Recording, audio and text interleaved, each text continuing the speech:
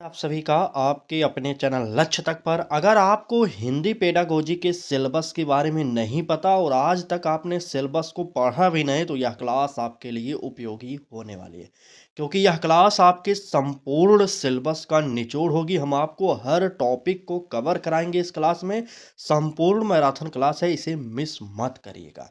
हम हर topic cover करेंगे, हर topic से 2-3 प्रश्न कराते हुए चलेंगे। जैसे हमारा पहला टॉपिक होगा भाषा और अधिगम, इससे हम 2 प्रश्न कराएंगे।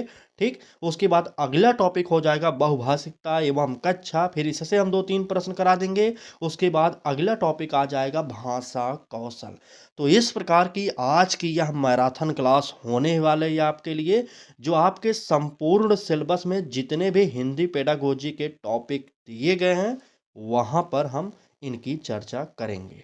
ठीक, तो चलिए क्लास को शुरू करते हैं। इससे पहले हमने एक क्लास आपको प्रोवाइड कर दी है हिंदी मैराथन की। अगर आपने नहीं देखा हो तो चैनल के प्लेलिस्ट पर जाकर तुरंत देख लीजिए। ठीक है, अगला देखिए, अगले मैराथन शुरू करने से पहले एक ही निवेदन करेंगे कि पूरी क्लास को ध्यान से देखना है आपको, क्योंकि यहाँ से जो भी प्रश्न आपको कराए जा रहे हैं अब आखिरी समय में आपके परीक्षा में छप सकते हैं। ठीक, तो ये रहा आज का हमारा पहला टॉपिक। टॉपिक है भाषा और अधिगम। इससे देखते हैं कौन सा प्रश्न आया है। पहला प्रश्न देखिए, चलिए। कहा जा रहा है कि यदि कोई बालक व्याकरण की औपचारिक शिक्षा के बिना भी सही वाक्य संरचना का प्रयोग करता है तो यह किस सिद्धांत की पुष्टि करता है। ध्यान से समझना क्योंकि यह टफ वाले प्रश्न आज की क्लास में लिए गए हैं। ठीक है, ए ऑप्शन कह रहा है कि व्यवहारवादी सिद्धांत, बी ऑप्शन सामाजिक संरचनावाद, सी ऑप्शन जन्मजात भाषा सिद्धांत और डी ऑप्शन संज्ञानात्मक अनुकरण सिद्धांत। चलिए, पहले प्रश्न का उत्तर सब लोग कमेंट बॉक्स में बताइए कौन सा सही हो जाएगा। आइए फटाक से। बिल्कुल, यदि कोई बालक व्याकरण की औपचारिक शिक्षा के बिना भी सही वाक्य संरचना का प्रयोग करता है तो यह सिद्धांत क्या होना चाहिए। तो बिल्कुल सही, यह सिद्धांत होना चाहिए जन्मजात भाषा सिद्धांत का। ठीक है, यहाँ पर पहले प्रश्न का उत्तर सी ऑप्शन सही हो जाएगा। आइए अगला प्रश्न देखिए क्या कह रहा है। तो कहा जा रहा है कि भाषा अधिगम में त्रुटि को सकारात्मक मानने का आधार है। क्या आधार है। ए ऑप्शन कह रहा है कि यह अनुशासनहीनता दर्शाती है। बी ऑप्शन कह रहा है कि यह अपूर्ण अभ्यास का संकेत है। सी ऑप्शन कह रहा है कि यह संज्ञानात्मक पुनर्संरचना का प्रमाण है और डी ऑप्शन कह रहा है कि यह शिक्षक की विफलता दर्शाती है। चलिए, प्रश्न संख्या 2 का उत्तर जो है कमेंट बॉक्स में बताइए कौन सा सही होगा। चलिए, सभी लोग कमेंट करेंगे, एक तरफ से सब लोग कमेंट करेंगे। चलिए देखिए, यह शिक्षक की विफलता दर्शाएगी या हम नहीं कह सकते। ठीक है, क्योंकि भाषा अधिगम में त्रुटि को सकारात्मक मानने का आधार है। ठीक है, सकारात्मक मानने की बात की जा रही है तो यहाँ पर अनुशासनहीनता दर्शाती है, ये वाला ऑप्शन गलत होगा। अपूर्ण अभ्यास का संकेत है, बिल्कुल नहीं, यह भी गलत होगा। और शिक्षक की विफलता दर्शाती, ये भी इसके अकॉर्डिंग सही नहीं होगा। यहाँ पर जो सही होगा वह होगा यह संज्ञानात्मक पुनर्संरचना का प्रमाण है। ठीक, बिल्कुल, यह हमारा सी वाला ऑप्शन इसमें भी सही हो जाएगा। अगला टॉपिक स्टार्ट होगा बहुभाषिकता एवं कक्षा। इससे देखते हैं कौन सा प्रश्न आया है आपके सामने। पहला प्रश्न होगा इस टॉपिक का कि बहुभाषिक कक्षा में कोड स्विचिंग का शैक्षिक महत्व है क्योंकि। बताइए। ए ऑप्शन यह मानक भाषा को कमजोर करता है। बी ऑप्शन यह परीक्षा परिणाम सुधारता है। सी ऑप्शन यह अर्थ निर्माण में सहायक होता है और डी ऑप्शन यह केवल बोलचाल तक सीमित है। चलिए जल्दी से कमेंट करिए और बता दीजिए कौन सा उत्तर हमारा इस प्रश्न का सही होगा। तो कोड स्विचिंग का जो अर्थ पूछा जा रहा है आपसे ना, बिल्कुल शैक्षिक महत्व पूछा जा रहा है, वही अर्थ हो गया। तो यहाँ पर इतना जानते रहिए, कोड स्विचिंग का जो महत्व होता है यह मानक भाषा को कमजोर करता है। बिल्कुल नहीं, कमजोर नहीं करेगा। यह परीक्षा परिणाम सुधारता है। हमने आपसे बताया था कि किसी भी प्रश्न में अगर आपको परीक्षा से रिलेटेड ऑप्शन मिल जाए तो वह सही नहीं होगा, काट दीजिएगा। यह केवल बोलचाल तक सीमित नहीं होता बल्कि यह जो है कोड स्विचिंग अर्थ निर्माण में सहायक होता है। ठीक है, कोड स्विचिंग जो होता है अर्थ निर्माण में सहायक होता है। नोट कर लीजिए, आगे बढ़िए, अगला प्रश्न देखते हैं।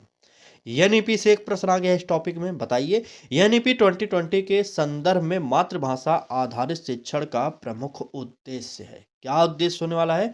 ए ऑप्शन करा कि केवल क्षेत्रीय भाषा को बढ़ावा देना, बी ऑप्शन करा कि प्रारंभिक संज्ञानात्मक विकास सुदृढ़ करना, सी ऑप्शन हिंदी को अनिवार्य बनाना और डी ऑप्शन करा कि पाठ्यभार कम करना।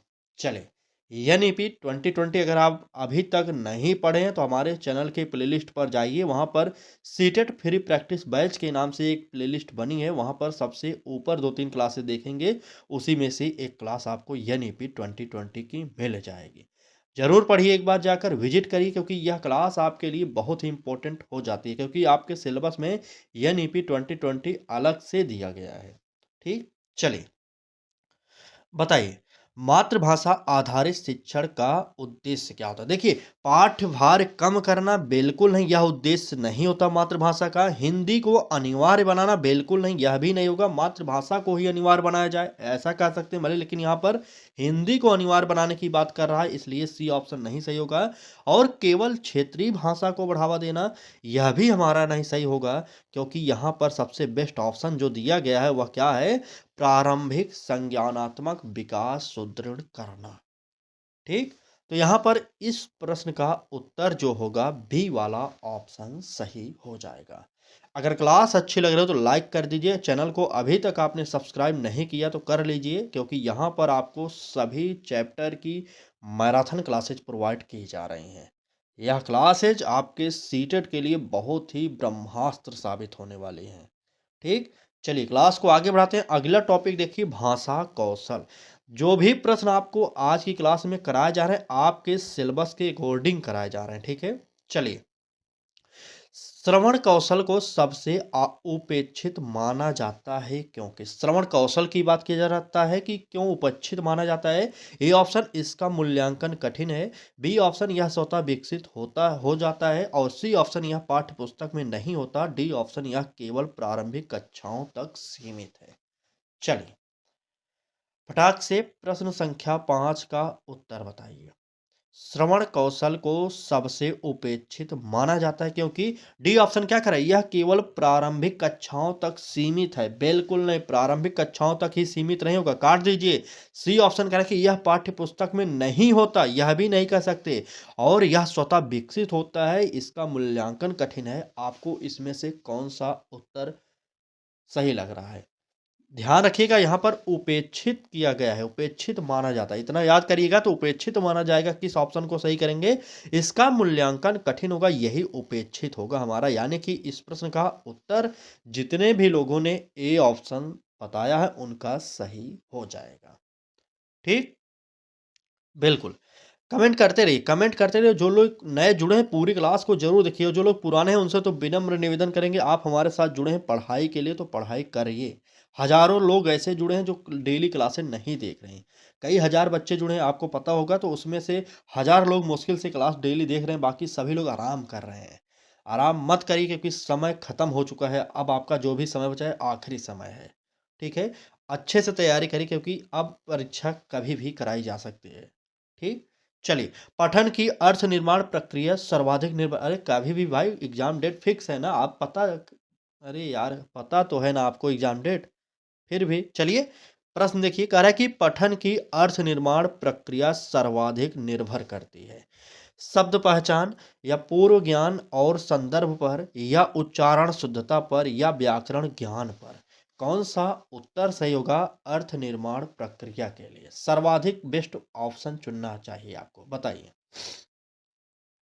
चलिए प्रश्न संख्या 6 का, बिल्कुल व्याकरण ज्ञान पर आप ध्यान नहीं देंगे, क्योंकि व्याकरण ज्ञान किसी भी प्रकार से सही नहीं होगा, बात प्राइमरी की हो चाहे उच्च प्राइमरी की हो। ठीक है, इसलिए काटिए, इस प्रश्न के अकॉर्डिंग नहीं सही होगा व्याकरण। ठीक है, इतना जानते रहिएगा। उच्चारण शुद्धता पर बिल्कुल नहीं, यह भी नहीं सही होगा। शब्द पहचान पर बिल्कुल नहीं। अगर बात की जाए अर्थ निर्माण प्रक्रिया की सर्वाधिक किस पर निर्भर करेगी, वह करेगी पूर्व ज्ञान और संदर्भ पर, यानी कि बी ऑप्शन इसका उत्तर सही हो जाएगा। ठीक, बिल्कुल बी ऑप्शन सही करिए, आगे बढ़िए। अगला प्रश्न देखिए, अगला टॉपिक है हमारा हिंदी शिक्षण के उद्देश्य। आपको हर टॉपिक से रिवीजन कराया जाएगा। देखिए, हर टॉपिक अगर अभी तक आपने सिलेबस वाइज प्रैक्टिस सेट नहीं पढ़ा तो निवेदन करेंगे कि पूरी क्लास देखिए। जो भी हम आपके लिए 2-3 क्लासेस ला रहे हैं, पूरी क्लासेस ज़रूर देख लीजिए, ठीक है? चलिए, आइए आगे बढ़ते हैं। अगला प्रश्न देखिए, कह रहा है कि भाषा शिक्षण का सांस्कृतिक उद्देश्य तब पूर्ण होता है जब विद्यार्थी क्या करता है?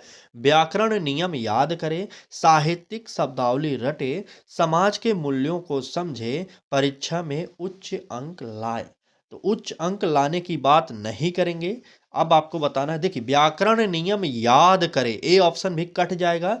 अब देखिए बी ऑप्शन कैसे काटेंगे, देखिए पहले डी और ए हमने काट दिया, और बी ऑप्शन कैसे काटेंगे, यहाँ पर कह रहा है कि सब साहित्यिक शब्दावली रटे, रटना की बात कर रहा था, इसलिए हम यहाँ पर बी वाला ऑप्शन भी काटेंगे। उत्तर जो होगा समाज के मूल्यों को समझे, यही सांस्कृतिक उद्देश्य होता है। ठीक है, बिल्कुल, समाज के मूल्यों को समझे। तो आपको भी इस प्रकार से उत्तर को काटना आना चाहिए, क्योंकि हमने आपको पॉजिटिव नेगेटिव शब्दों को काफ़ी बार बता दिया है। अब आप यहाँ पर नोट करते हुए चलेंगे कि जहाँ पर याद करना शब्द आ जाए नेगेटिव होता है, जहाँ पर रटने की बात हो या रटना हो या रटे हो, ये सब नेगेटिव होंगे। और उच्च अंक लाने की बात हो, परीक्षा में उत्तीर्ण करने की बात हो, परीक्षा में अनुत्तीर्ण करने की बात हो, ये सब शब्द नेगेटिव होते हैं। अब आपको ध्यान कर लेना चाहिए एक बार। ठीक, चलिए अगला प्रश्न देखिए, कहा जा रहा है कि रचनात्मक लेखन का विकास संभव है जब विषय निर्धारित हो, शब्द सीमा तय हो, विचारों की स्वतंत्रता हो, मूल्यांकन कठोर हो। मूल्यांकन कठोर नहीं होना चाहिए, आपको पता होगा ये बात। चलिए ए बी सी उत्तर कौन सा होगा रचनात्मक लेखन के विकास में? चलिए फटाक से कमेंट करेंगे। प्रश्न संख्या 8, बिल्कुल। चलिए, शब्द सीमा तय होगा तब रचनात्मक लेखन नहीं हो सकता। रचनात्मक लेखन मतलब बालक स्वतंत्र रहे, अपने मन से कार्य कर सके।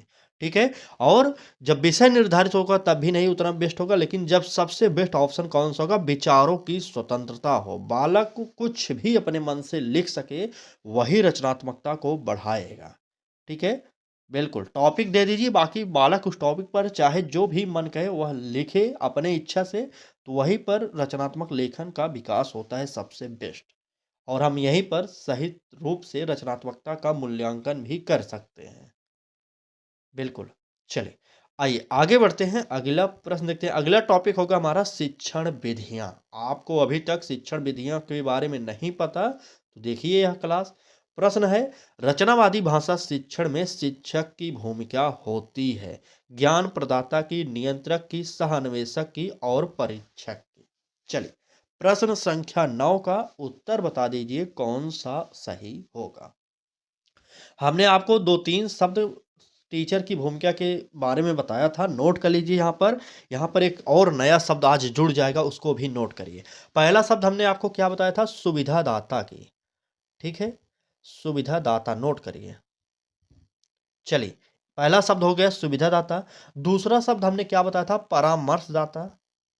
ठीक, परामर्शदाता नोट करिएगा, थोड़ा सा लिखने में कठिनाई हो रही है यहाँ पर। चलिए, परामर्शदाता हो गया दूसरा शब्द। और तीसरा क्या बताया था? मार्गदर्शक। ठीक, मार्गदर्शक। तीसरा शब्द हमने मार्गदर्शक बताया था। सुविधादाता, परामर्शदाता और मार्गदर्शक। और एक शब्द बताया था, चलिए यहाँ पर वो शब्द नहीं याद आ रहा है, अभी बता देंगे। ठीक है, लेकिन यहाँ पर रचनावादी भाषा शिक्षण में शिक्षक की अगर भूमिका पूछी जाए तो आपको 2-3 शब्दों को याद कर लेना है। सुविधादाता, परामर्शदाता या मार्गदर्शक, या यहाँ पर जो उत्तर है सह अन्वेषक। एक और नया शब्द आप इसमें नोट कर लीजिए, सह अन्वेषक भी कहा जाता है टीचर की भूमिका को। ठीक, बिल्कुल, समझ गए ना? यहाँ पर सह अन्वेषक भी इसमें नोट करिएगा। इसका उत्तर जो होगा सी वाला ऑप्शन सही होगा। आगे आते हैं, अगला प्रश्न देखते हैं। कहा जा रहा है कि भाषा शिक्षण में परियोजना विधि का विरोध तब उचित है जब समय कम हो, कक्षा बड़ी हो, उद्देश्य स्पष्ट ना हो, संसाधन अधिक हो। चलिए बताइए, भाषा शिक्षण में परियोजना विधि का विरोध तब उचित है जब, कब विरोध होगा बता दीजिए। चलिए, देखिए समय कम होगा तब विरोध नहीं होना चाहिए, ठीक है। कक्षा बड़ी हो बिल्कुल नहीं, संसाधन अधिक हो बिल्कुल नहीं, जबकि उद्देश्य जब स्पष्ट ना होगा किसी भी कार्य को ले लीजिए, अगर आप शिक्षण कार्य के दौरान कोई भी ऐसी गतिविधि करा रहे हैं जिसका कोई उद्देश्य स्पष्ट ही ना हो, तो वहां पर विरोध होना चाहिए। बिल्कुल सही, यहाँ पर जितने भी लोग सी वाला ऑप्शन बता रहे हैं उनका उत्तर सही हो जाएगा। ठीक, चलिए एक बार क्लास को लाइक करिए और तुरंत आगे बढ़ जाइए। अगला टॉपिक व्याकरण शिक्षण से है। देखिए टॉपिक में प्रश्न क्या पूछा जा रहा है। कहा जा रहा है कि संदर्भ आधारित व्याकरण शिक्षण का मुख्य लाभ है। क्या लाभ है?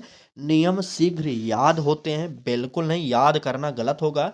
बी ऑप्शन भाषा प्रयोग स्वाभाविक बनता है, ये हमारा हो सकता है। सी ऑप्शन कह रहा है कि उत्तर पुस्तिका सुंदर होती है, बिल्कुल नहीं। परीक्षा परिणाम निश्चित होते हैं, परीक्षा परिणाम की आपको बात भी नहीं करना, किसी भी प्रश्न में इस प्रकार का ऑप्शन आपको नहीं चुनना है। ठीक, तो यहाँ पर बी वाला ऑप्शन सही हो जाएगा। ठीक है, भाषा प्रयोग स्वाभाविक बनता है, यानी कि बी वाला ऑप्शन सही कर लीजिए।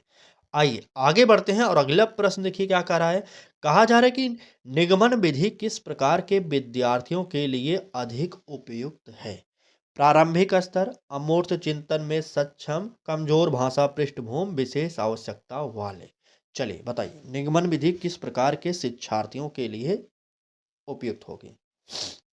प्रश्न संख्या 11, बिल्कुल निगमन विधि की बात किया जा रहा है, बिल्कुल। चलिए यहाँ पर जितने भी लोग उत्तर सी वाला ऑप्शन चुन रहे हैं, क्या सी बता रहे हैं? नहीं भाई साहब, सी नहीं होगा यहाँ पर। ठीक है, यहाँ पर अमूर्त चिंतन में सक्षम, यहाँ पर बी वाला ऑप्शन सही हो जाएगा। ठीक, चलिए आगे बढ़ते हैं और देखते हैं अगला प्रश्न। चलिए देखते हैं हमारा यहाँ से अगला टॉपिक स्टार्ट हो रहा है, शब्दावली एवं अर्थबोध। यह टॉपिक बहुत ही इंपॉर्टेंट है आपके लिए।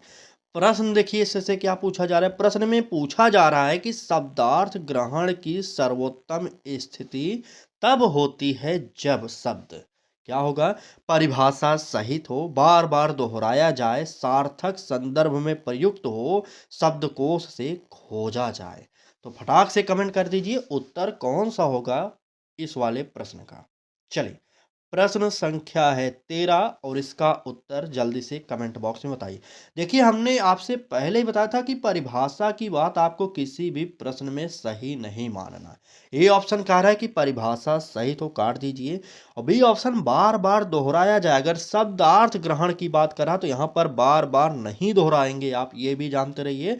और शब्दकोश खोजने की बात नहीं करेंगे आप।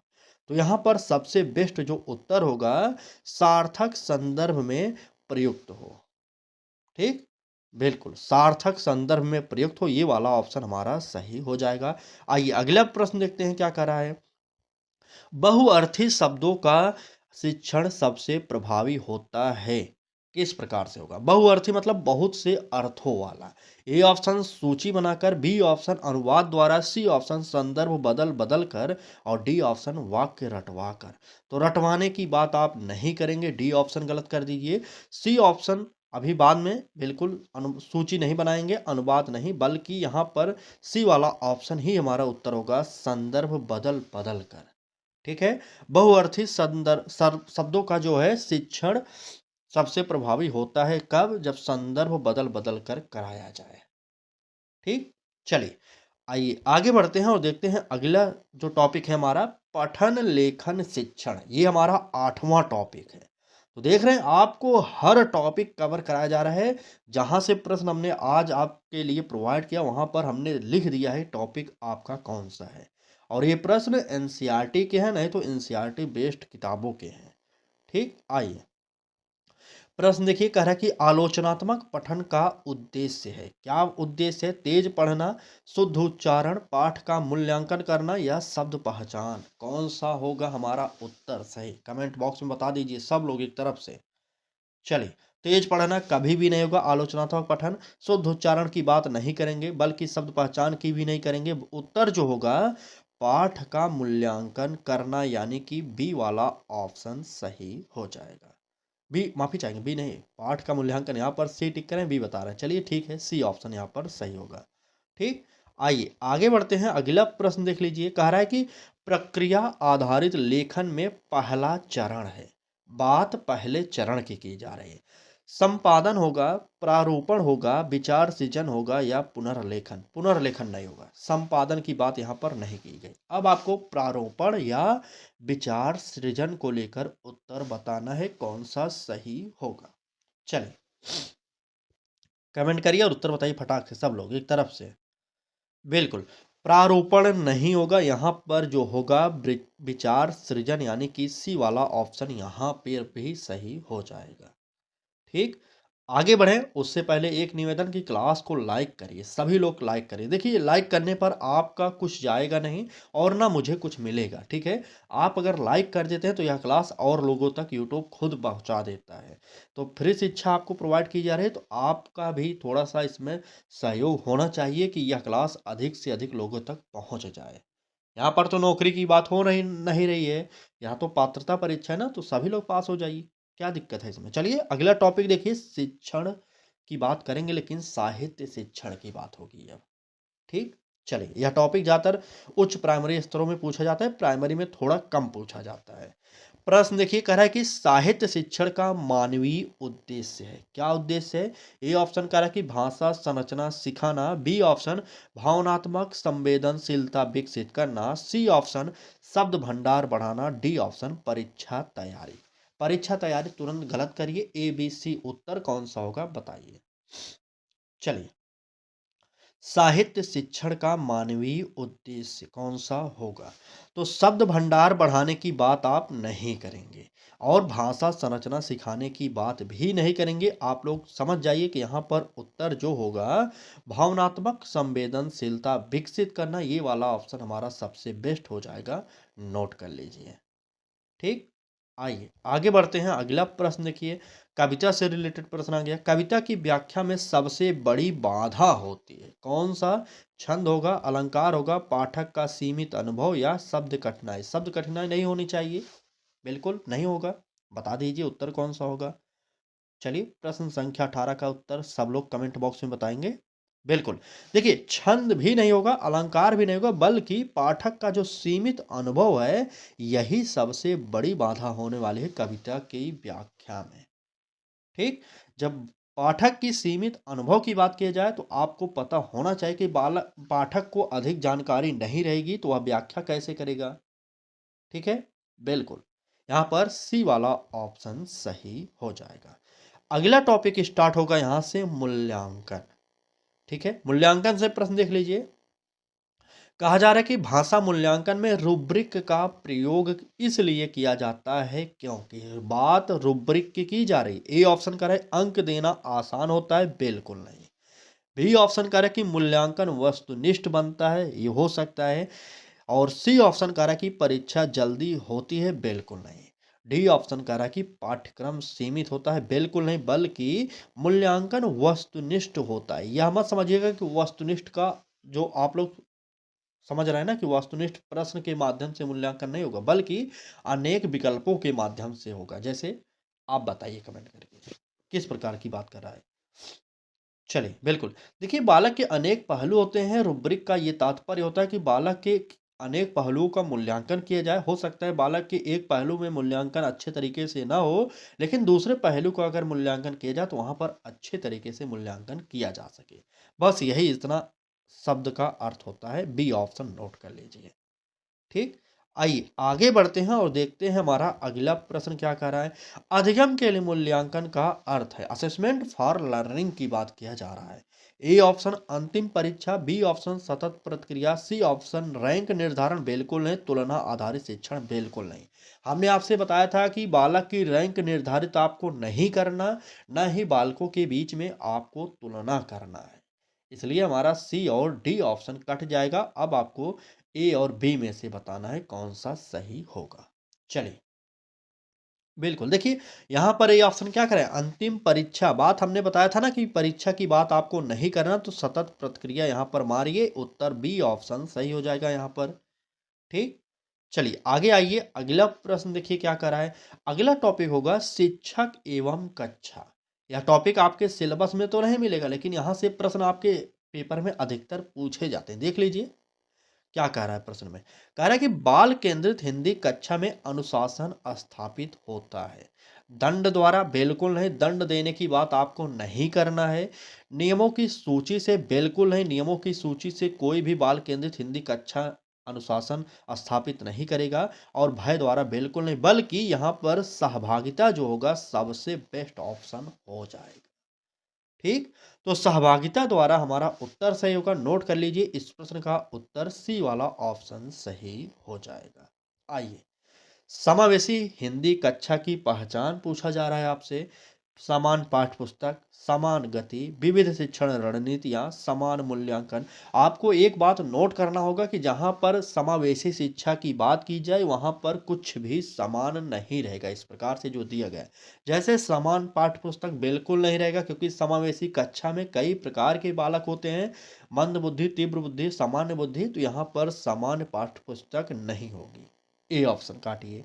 बी ऑप्शन समान गति, किसी भी कार्य की समान गति आपको वहां पर नहीं रखनी, क्योंकि बालक सभी लोग सीखेंगे, समान रूप से नहीं सीखते, इसलिए उत्तर बी हमारा नहीं होगा। और समान मूल्यांकन आपको नहीं करना है, ये भी जानते रहिए, इसलिए डी ऑप्शन, बल्कि हमारा विविध शिक्षण रणनीतियां होनी चाहिए। ठीक है, सी वाला ऑप्शन सही होगा। बिल्कुल।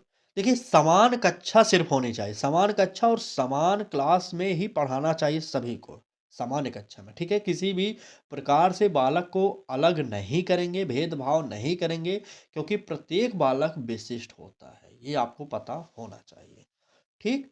बिल्कुल। आइए आगे बढ़ते हैं। अगला टॉपिक देखिए, त्रुटि विश्लेषण का टॉपिक है। देखिए, इससे क्या प्रश्न पूछा जा रहा है? तो प्रश्न में कहा जा रहा है कि त्रुटि विश्लेषण शिक्षक को किसमें सहायता करता है? दंड निर्धारण में? बिल्कुल नहीं भाई साहब, क्या टीचर यही अब सब करेगा कि दंड निर्धारण करेगा, किस बालक को कितना दंड देना है? बिल्कुल नहीं। टीचर को दंड नहीं देना किसी भी प्रकार से, शारीरिक मानसिक किसी भी प्रकार से नहीं। ठीक है। बी ऑप्शन पाठ्य पुस्तक चयन में? बिल्कुल नहीं। शिक्षण रणनीति सुधार में हो सकता है, परीक्षा पैटर्न बदलने के लिए नहीं, बल्कि रणनीति सुधार में ये हो सकता है। ठीक है, तो इस प्रश्न का उत्तर भी हमारा सी वाला ऑप्शन सही हो जाएगा। ठीक, चलिए, आज की क्लास बस यहीं तक थी। बाकी क्लास आपको कैसी लगी कमेंट बॉक्स में ज़रूर बताना है। क्लास अच्छी लगी हो तो लाइक करिए, चैनल पर पहली बार आए हो तो सब्सक्राइब कर लीजिए और बेल आइकन को ऑन करिए, जिससे आपको नोटिफिकेशन मिलता रहे। ठीक? बाकी इस प्रकार की क्लास अगर आप चाहते हैं तो हमारे साथ डेली जुड़िए। सुबह 10 बजे, शाम को 5 बजे सभी सब्जेक्टों की क्लासेस इसी प्रकार से कराई जा रही हैं। ठीक है? चलिए, क्लास को यहीं पर समाप्त करते हैं। कल फिर मिलेंगे एक नए क्लास के साथ। तब तक के लिए धन्यवाद।